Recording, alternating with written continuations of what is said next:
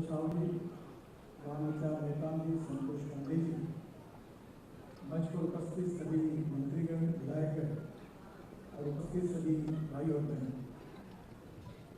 छत्तीसगढ़ ये लगातार प्रगति और विकास की दौड़ में बहुत आगे बढ़ रहा है। छत्तीसगढ़ की सबसे बड़ी ताकत अगर कोई है तो देश की सबसे ज्यादा खनिज संपत्ति छत्तीसगढ़ में उपलब्ध है और इसी संपत्ति का वैल्यू एडिशन अगर छत्तीसगढ़ में होगा तो छत्तीसगढ़ का विकास और गति से बढ़ सकता है। कोई भी राज्य का विकास अगर बढ़ाना है तो उसके लिए 4 बातें जरूरी है: water, power, transport and communication. 4 बातें जहां होंगी वहां उद्योग आते हैं और कृषि का विकास होता है। और उद्योग और कृषि का विकास जो होता है उसी से समृद्धता और संपन्नता आती है। हमारे देश का जो जीडीपी ग्रोथ है उसमें 10 से 12% contribution agriculture and allied sector से आता है, 22 से 24% मैन्युफैक्चरिंग सेक्टर से आता है और 52 से 54% जो है वो सर्विस सेक्टर से आता है।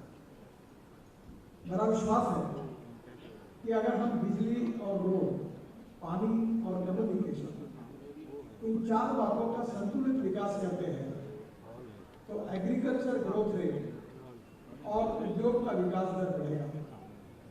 अगर उद्योग आएंगे और कृषि का विकास होगा तो रोजगार निर्माण होंगे और रोजगार निर्माण होंगे तो गरीबी दूर होगी और ग्रोथ रेट के साथ राज्य भी समृद्ध और संपन्न होगा। और इसीलिए हमारे देश में रोड नेटवर्क को खड़ा करना ये बहुत बड़ी आवश्यकता है। अभी डॉक्टर रमन सिंह जी मुझे बता रहे थे, मुझे भी पता नहीं था कि वो बता रहे थे कि छत्तीसगढ़ में पहले जो कुछ राष्ट्रीय महामार्ग थे वो मिट्टी के, और इसलिए आज मुझे बहुत खुशी है कि अब ऐसा कोई मार्ग नहीं रहा है। निश्चित रूप से आप सबके आशीर्वाद से छत्तीसगढ़ के रोड हम ऐसे बनाएंगे कि 5 साल में छत्तीसगढ़ के रोड अमेरिका के बराबर होने के विश्वास मैं अमेरिका का उल्लेख इसलिए कर रहा हूं कि अमेरिकन प्रेसिडेंट जॉन केनेडी इन्होंने कही हुई एक महत्वपूर्ण बात मैंने अपने ऑफिस में मेरे चेयर के सामने लिख कर रखी है। American president John F Kennedy ji ने कहा था कि American roads are not good because America is rich, but America is rich because American roads are good. America धनवान है इसके कारण अमेरिका के रास्ते अच्छे नहीं हुए, तो अमेरिका के रास्ते अच्छे हुए इसके कारण अमेरिका धनवान है।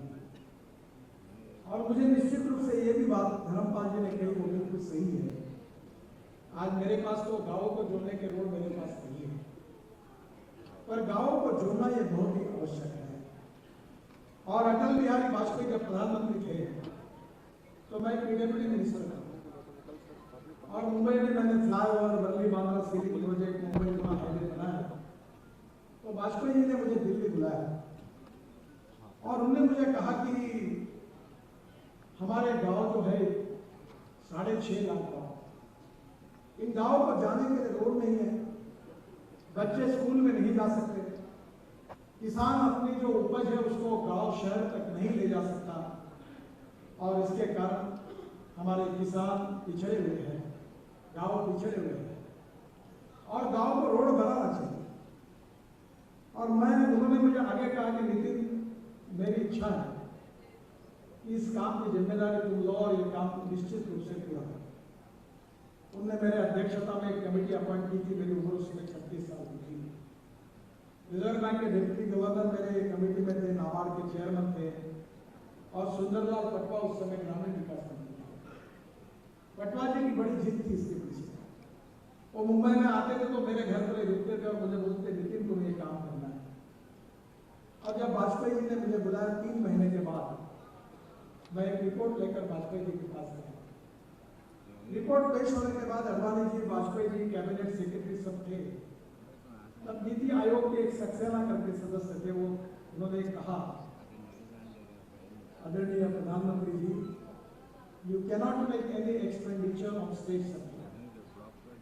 गाँवों को जोड़ना ये राज्य सरकार का काम है और भारत सरकार का कोई पैसा इसके ऊपर आप खर्चा नहीं कर सकते। ये देखते हुए मेरा चेहरा छोटा सा हो, मैंने वाजपेयी जी की तरफ देखा और मुझे याद है वो दिन, तो मैंने अटल जी को कहा, अटल जी आप देश के भाग्य विधाता हैं, चुनाव आपको लड़ना है, इनको नहीं। अगर गांव को रोड नहीं बनेंगे तो जनता आपको साथ देगी और कानून बनाने वाले आप ही हैं, और इसलिए आपने ही निर्णय करना चाहिए और ये जिम्मेदारी लेनी चाहिए। बाद में मीटिंग खत्म हो गई, मैं निकल गया, फिर वाजपेयी जी ने मुझे बुलाया और मुझे बोला ये हो क्यों नहीं रहा, कहाँ अटका हुआ। नाराज होकर उन्होंने मुझे सवाल पूछा तो मैंने हंसते हुए जवाब दिया, मैं थोड़ी देश का प्रधानमंत्री हूँ, इसका जवाब तो देश के प्रधानमंत्री देना चाहिए कि क्यों नहीं होता। वाजपेयी जी हंसते हुए उन्होंने कहा मैं अभी बात है। उन्होंने सुधींद्र कुलकर्णी उनके प्राइवेट सेक्रेटरी को कहा कि मुझे पता नहीं काम करना है, लेकिन तुम बैठो जाओ, और कहा सबको बुलाओ कैबिनेट सेक्रेटरी से। और वाजपेयी जी के सामने चर्चा हुई, मैंने फिर अपना पक्ष रखा और वाजपेयी जी ने रूलिंग दिया कि मुझे पता नहीं है, ये काम भारत सरकार को करना है, ये मेरा निर्णय है। और 15 दिन के बाद डॉक्टर अब्दुल कलाम साहब ने लाल किले से प्रधानमंत्री ग्राम सड़क योजना का घोषणा की। मैं भाग्यवान हूँ कि गाँवों को आज 6.5 लाख गाँवों में से 3.5 लाख गाँवों को पक्के रोड से जोड़ने का काम इस योजना ने किया और ये योजना बनाने का सौभाग्य मुझे मिला कि मेरे जीवन का बहुत काम। और इसलिए छत्तीसगढ़ में भी विशेष रूप से नेशनल हाईवे के जो नेटवर्क है उसमें काफी काम हुआ है। आज जो प्रोजेक्ट का भूमि पूजन हो रहा है, जिसका उद्घाटन हो रहा है, उसकी चर्चा मैं नहीं करूंगा क्योंकि आपने तो टीवी पर वो देख लिया। और छत्तीसगढ़ में मैं इतना ही विश्वास दिलाना चाहता हूँ आदरणीय मुख्यमंत्री जी को और छत्तीसगढ़ की जनता को कि आप land acquisition and forest environment clearance, 2 बातों के बारे में आप वैसे रिव्यू लेते हैं, आप जल्दी जल्दी क्लियर कर दीजिए। मैं 2024 तक एनएच की तरफ से 1 लाख करोड़ रुपए के रोड और ये छत्तीसगढ़ की ग्रोथ को बढ़ाएगा। अभी हम छत्तीसगढ़ में विशेष रूप में शिपिंग मंत्री था, मुझे ज्यादा यहाँ की जानकारी नहीं है, पर विशाखापट्टनम में गया उस समय के मुख्यमंत्री आंध्र प्रदेश के चंद्रबाबू नायडू मेरे साथ थे और मुझे बता रहे थे कि छत्तीसगढ़ को सबसे अच्छा पोर्ट विशाखापट्टनम, पर railway traffic jam, road traffic jam. तो उन्होंने मुझे कहा कि आप रायपुर और विशाखापट्टनम के बीच में एक रोड है। तो मैंने बैठकर हमारे अधिकारियों को कहा, तो उन्होंने कहा ये जंगल है, ये संभव नहीं है, वैसे तो पॉजिटिविटी बहुत कम होती है सर, तो नहीं कैसे होता है ये बताने के लिए बहुत होशियार लोग सरकार में रहते हैं, सभी राज्य और तो मैंने कहा मुझे मालूम नहीं है, हमको ये करना है। और मुझे बताते हुए खुशी हो रही थी कि रायपुर विशाखापट्टनम ने ग्रीन फील्ड इकोनॉमिक कॉरिडोर बनाया है, इसका काम शुरू हो गया है, ये करीब 16,000 करोड़ रुपए का है और इससे रायपुर से विशाखापट्टनम का जो डिस्टेंस है वो 200 किलोमीटर कम होगा और जिसमें रायपुर से छत्तीसगढ़ की जितनी खनिज संपत्ति है वो स्वाभाविक रूप से पूरे दुनिया में जाएगी और इसका बहुत बड़ा फायदा होगा। ये कॉरिडोर छत्तीसगढ़ के रायपुर, धमतरी, कांकेर, कोडागांव, उड़ीसा के नवरंगपुर, कोरापुट से होकर आंध्र प्रदेश की विजयनगरम और विशाखापट्टनम तक जाएगा। इसके काफी पैकेज में काम शुरू हुआ। मुझे प्रधानमंत्री जी को मैंने अनुरोध किया था कि इसके भूमि पूजन के दौरान के लिए वो आए, परंतु कोविड के कारण बीच में कुछ हो नहीं पाया और भी बहुत से पैकेज आंध्र और उड़ीसा में जो भी शुरू हो गए, छत्तीसगढ़ के भी शुरू हो गए और ये मुझे लगता है कि ये छत्तीसगढ़ की एक ग्रोथ लेन बनेगी, विकास का पथ बनेगा जो निश्चित रूप से छत्तीसगढ़ के लिए बहुत उपयोगी होगा। इसके साथ साथ हम दूसरा जो कॉरिडोर बना रहे हैं वो रायपुर से धनबाद तक का है और ये भी बहुत महत्वपूर्ण है। इससे भी धनबाद तक जाने का जो डिस्टेंस है वो काफी कम होगा। ये जो योजना है ये 707 किलोमीटर 4 लेन इकोनॉमिक कॉरिडोर की है और इसमें 180 किलोमीटर का कार्य पूरा हो चुका है। रायपुर से सिग्मा 4 लेन करीब 800 करोड़ का काम पूरा हुआ है। सिग्मा से सरगांव 42 किलोमीटर 700 करोड़ का काम पूरा हुआ है। सरगांव से बिलासपुर 550 करोड़ काम पूरा हुआ है।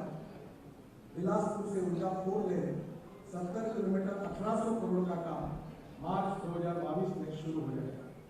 उर्गा से पत्तलगांव तक 4 लेन मार्ग का निर्माण 88 किलोमीटर, ये 2300 करोड़ रुपए का काम है जो मई 22 में अवार्ड हो जाएगा। पत्तलगांव से कुलपुरी तक 100 किलोमीटर, ये 2100 करोड़ का काम है। इसका DPR बन गया है दिसंबर तक, उसके बाद इसका काम शुरू हो जाएगा। कुलपुरी से गुमला 28 किलोमीटर, मई 2022 में इसका DPR बनने के बाद तुरंत काम शुरू हो जाएगा। और गुमला से पलामू तक 4 लेन 63 किलोमीटर 1600 करोड़, ये भी काम मई 2022 में आरंभ हो जाएगा। पलामू से रांची तक 4 लेन 23 किलोमीटर 238 करोड़, ये 2019 में पूरा हुआ है। और इसे रांची से ओरमांझी, ओरमांझी से गोला, गोला से बोकारो, जैन मोड़ से रामगढ़ और चास से धनबाद तक ये फिर से करीब 5-6 हज़ार करोड़ के काम है। और ये पूरा होने के बाद मेरा विश्वास है कि ये भी एक बहुत इम्पोर्टेंट रोड होगा जो छत्तीसगढ़ के विकास के लिए बहुत कामयाबी के लिए काम में आएगा। एक दूसरा जो इम्पोर्टेंट रोड है, जो मैं नागपुर का सांसद हूँ और स्वाभाविक रूप से हमारे यहाँ से जाता है, वो है मुंबई से कोलकाता इकोनॉमिक कॉरिडोर। और ये रोड की हालत ठीक नहीं है। हमारे यहाँ भंडारा में नागपुर बहुत प्रॉब्लम है। और अभी मैंने भंडारा बाईपास मंजूर कर दिया, उसके बाद लाखनी सागौली ब्रिज बना दिए। बीच में फॉरेस्ट वालों ने काफी तकलीफ दी, 4 लेन करने का देवी के पास। फिर राजनांदगांव के बाद भी हम इसको शायद ग्रुप में बाईपास भी बना रहे हैं। तो मुझे लगता है कि कल मुझे हमारे राजनांदगांव के सांसद में मिले थे परसों, तो उन्होंने मुझे एक अच्छी बात बताई कि जबलपुर से राजनांदगांव से चंद्रपुर और चंद्रपुर से हैदराबाद ये कनेक्टिविटी देने की बात उन्होंने कही। और मुझे भी एकदम, क्योंकि वो मैं मानता हूँ कि अगर नक्सलिज्म को अगर समाप्त करना है तो ये एक सोशल इकोनॉमिक प्रॉब्लम भी है। और इसका सबसे इम्पोर्टेंट सुझाव अगर कोई उपाय है तो हम एम्प्लॉयमेंट पोटेंशियल बढ़ाएं, हम वहाँ उद्योग खड़े करें। हमारे यहाँ अभी आदरणीय मुख्यमंत्री जी हमारे यहाँ सिरोंचा में हमने ऑयल और की माइन शुरू की और करीब 4000 आदिवासी लड़कों को काम मिला है। वहाँ मैंने driving training centre, polytechnic college, engineering college, skill development सब शुरू करने के लिए उनको आग्रह किया और वहाँ के बच्चों को रोजगार मिला है। और इसके कारण वहाँ आयरन तो सबसे बेस्ट है हमारे सूर्यागढ़ का, और वो आयरन को निकल रहा है, इसके कारण इतना रोजगार मिला है कि कोई नक्सलवादी मूवमेंट की कोई जनता का समर्थन नहीं है। तो इसलिए जितने बड़े प्रमाण पर विकास होगा तो ये ट्राइबल एरिया में रोड बन जाएंगे, इंडस्ट्री आएगी, वैल्यू एडिशन होगा, नए रोजगार निर्माण होंगे, प्रगति होगी, विकास होगा, तो ये प्रॉब्लम समाप्त होगा।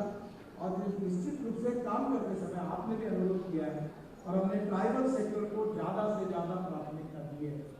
आज के भी कार्यक्रमों में ट्राइबल डिस्ट्रिक्ट में 8-8 हज़ार 10-10 हज़ार करोड़ के काम हम शुरू कर रहे हैं। इस बात को मुझे बहुत खुशी है, क्योंकि मैं इस बात को समझता हूँ। मैं एक ट्रस्ट का चेयरमैन हूँ। हमारे भंडारा के MP मानकर जी की अध्यक्षता में हमने उनके निधन के बाद एक ट्रस्ट शुरू किया और मैं 1400 एकड़ विद्यालय चलाता हूँ। ये पूरे छत्तीसगढ़ बॉर्डर पर गढ़चिरौली, सिरोंचा, एटापल्ली है, आपके बॉर्डर तक हमारी स्टूडेंट्स की 1800 टीचर है। बहुत परिस्थिति खराब है और इसलिए ये क्षेत्र छत्तीसगढ़ को लगकर है, आंध्र प्रदेश से भी लगकर है। और ये तीनों क्षेत्रों का अगर रोड अच्छा बन जाएगा, विकास होगा, बिजली आएगी, पानी उपलब्ध होगा, तो मुझे लगता है कि निश्चित रूप से ट्राइबल का विकास होने से हमारे देश का भी विकास होगा। हमारे देश में जो 115 एस्पिरेंट डिस्ट्रिक्ट है जो सोशली, इकोनॉमिकली, एजुकेशनली बैकवर्ड है, उनमें ट्राइबल डिस्ट्रिक्ट सबसे ज़्यादा है। और मुझे खुशी है कि आपने जो रोड की मांग की है उसमें ट्राइबल सेक्टर का भी बहुत बड़ा काम हिस्सा है। निश्चित रूप से उसको प्रायोरिटी देंगे। आपने जो बात कही कि आप स्टील के ब्रिज बना रहे हैं, बहुत अच्छा है। आपका और एक सुझाव होगा, क्योंकि मैं टेक्नोलॉजी के प्रति बड़ा आग्रही हूँ। आप आयरन और सस्ते में देखें तो स्टील वाले बहुत लोग बिकवाई करते हैं। और ये इतना कि आप 4000 रुपये टन का आयरन देते होंगे और ये 70,000 रुपये का स्टील बेचते हैं। ये बात तो हर ठीक नहीं है। और वर्ल्ड में प्राइजेस बढ़ी है, वो भी फायदा उठाए।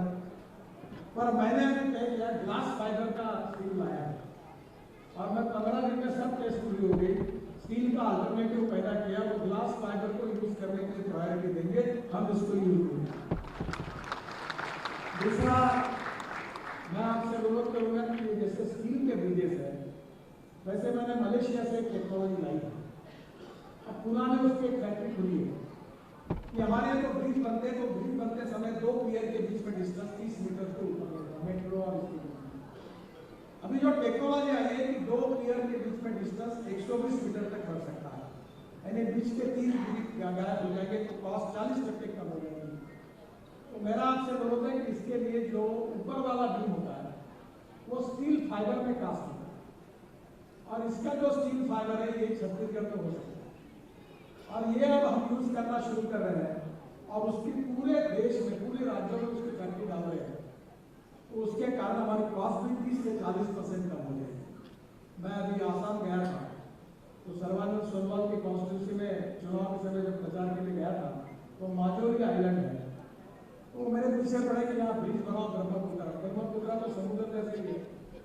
तो मैं डर रहा था कि कितना पैसा लगेगा, जब गया हेलीकॉप्टर से वहां तो मेरा हाथ पकड़ लिया, बोला आप मुझे जिताना चाहते हो कि नहीं?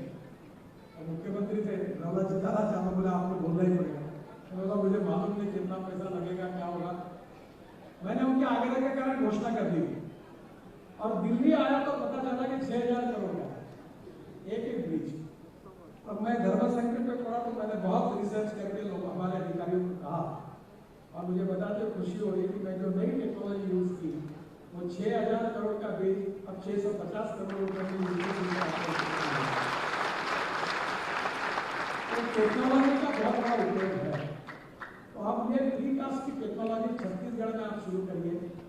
अभी मैं 10,000 करोड़ के आरोग्य को मैंने मंजूरी दी है और आपके इस राज्य में भी जो म्यूनिसिपल कॉर्पोरेशन के क्षेत्र में आरोग्य है, जो स्टेट हाईवे पर है, जो डिस्ट्रिक्ट रोड पर, वो अभी तक हम नहीं बना सकते थे, हम केवल NH पे बनाते थे और NH के लगभग सब आरोग्य हमने बना दिए। तो मैं आपसे अनुरोध करूंगा कि अब इसके लिए 10,000 करोड़ में आपके प्रपोजल भेज दीजिए, हम आरोग्य